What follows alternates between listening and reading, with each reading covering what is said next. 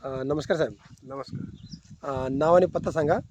संजय उत्तम लाड, राहणार कनकसागत, तालुका वैजापूर, जिल्हा छत्रपती संभाजीनगर. सर, तुमच्या हातामध्ये जे धन्वंतरीचं एक कंपोस्टिज नावाचं एक प्रोडक्ट दिलेलं आहे, बरोबर आहे? हो. तर तुम्ही या कंपोस्टिजचा कुठे वापर केलेला आहे? उकिरड्यावर वापर केला. उकेड्यावर आहे. म्हणजे या ठिकाणी तुम्ही हा जो तुमचा पूर्ण किती बरं साईजची आहे उकेड्याची? 20x15 20x15 जवळपास. आणि खोल किती आहे? तर 3.5 फूट. 3.5 फूट. तर या ठिकाणी तुम्ही सगळं काय काय टाकत असता? म्हणजे जेही आपला कचरा असेल तो सगळा कचरा इथं, जनावराचं झाड, जनावरांचा कचरा असेल, शेण असेल किंवा हा असा पालापाचोळा हे तुम्ही या ठिकाणी टाकतात. तर या कंपोस्ट रिचचा तुम्ही कसा वापर केला होता?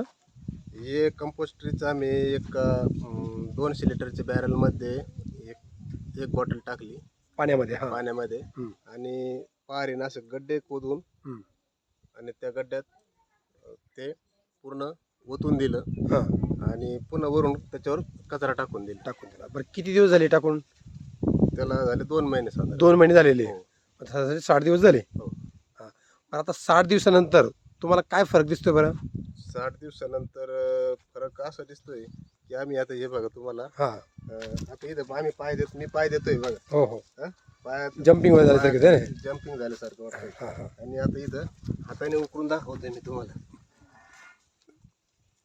बघा, म्हणजे हाताने सुद्धा आपण उकळू शकतो. हो. आणि पूर्ण असं मऊ मऊ खत झालेलं आहे पूर्ण, आहे की नाही? हे बघा, या ठिकाणी बघू शकता. हे तुम्ही चेक करू शकता.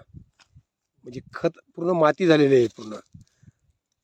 बरं, याच्या अगोदर तुमच्याकडे हे उकड्याचं नेहमीच आहेच हो. आणि आपण शेतामध्ये टाकतोच खत म्हणून.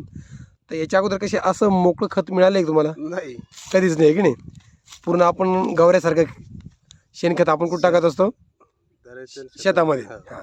पण आता पहिल्यापेक्षा खूप बदल दिसतोय तुम्हाला खतामध्ये. हो, बघू शकता. हां.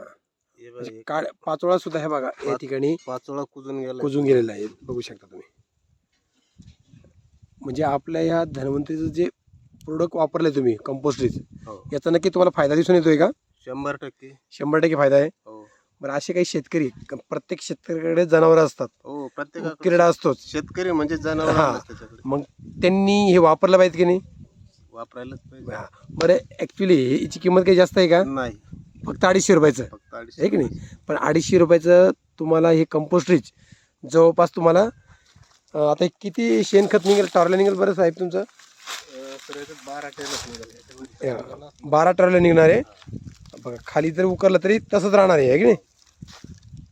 बघा, बघू शकता. तर खूप असा छान रिझल्ट या कंपोस्ट रिचच्या या ठिकाणी दिसून येतोय.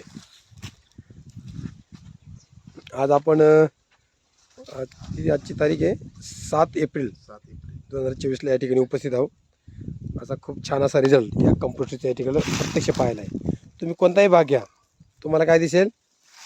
आता खोलसुद्धा खोदलं तरी निघणाऱ्याच्या खाली.